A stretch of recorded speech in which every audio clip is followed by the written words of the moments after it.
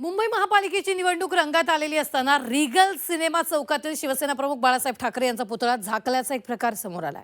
बाळासाहेबांचा पुतळा जाणीवपूर्वक झाकण्यात आला असून भाजपला बाळासाहेबांची भीती आहे म्हणत ठाकरे गटाचे खासदार संजय राऊत यांनी भाजपवर टीका केली आहे। दरम्यान बाळासाहेबांच्या जयंतीनिमित्त या पुतळ्याची साफसफाई आणि रंगरंगोटी करण्यात येत असल्याची माहिती प्रशासनाकडून देण्यात आली। मात्र आता पुतळा झाकल्यामुळे राजकारण मात्र चांगलंच तापलेलं आहे। बाळासाहेबांचा तुम्ही पुतळा झाकताय, पण निवडणूक आयोग इतका मूर्ख आहे की बाळासाहेबांचे फोटो आम्ही पाठी बॅनरवर लावतो आहे। प्रत्येकजण ते चोरलेला शिवसेनावाले लावत आहेत, भाजपवाले लावत आहेत, ते कसे झाकणार तुम्ही?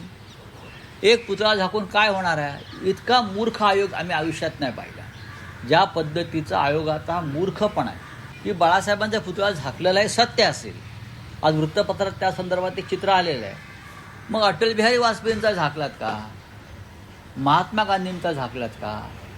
टिळकसुद्धा काँग्रेसचे अध्यक्ष होते एकेकाळी, त्यांचा झाकलात का? सांगा ना, कोणाचे झाकले आणि बाळासाहेबांचेच का झाकले? याचं उत्तर द्यावं लागेल। बाळासाहेब ठाकरेंचा पुतळा झाकता कामा नये या मताचे आम्ही आहोत। अनेक महापुरुषांचे पुतळे ओपन आहेत, बाळासाहेबांचा पुतळा का झाकला? खरं तर निवडणूक आयोगाने अशा पद्धतीचं कारवाई करणे योग्य नाही, हे आमचं स्पष्ट मत आहे। हिंदू हृदय सम्राट बाळासाहेब ठाकरे यांचे विचार झाकण्याचा ज्यांनी प्रयत्न केला, ज्यांचे विचार रुतण्याचा प्रयत्न केला, ज्यांचे विचार खड्ड्यात घालण्याचा ज्यांनी प्रयत्न केला, त्यांनी वंदनीय बाळासाहेब ठाकरे यांच्याबद्दल बोलू नये।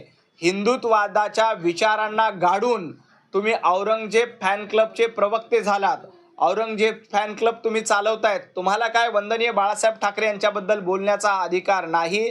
23 जानेवारीला बाळासाहेब ठाकरे यांची जयंती आहे आणि त्यासाठी पुतळ्याचं सुशोभीकरण करण्यासाठी, त्या पुतळ्याचं काम करण्यासाठी म्हणून तो पुतळा झाकलेला गेलेला आहे।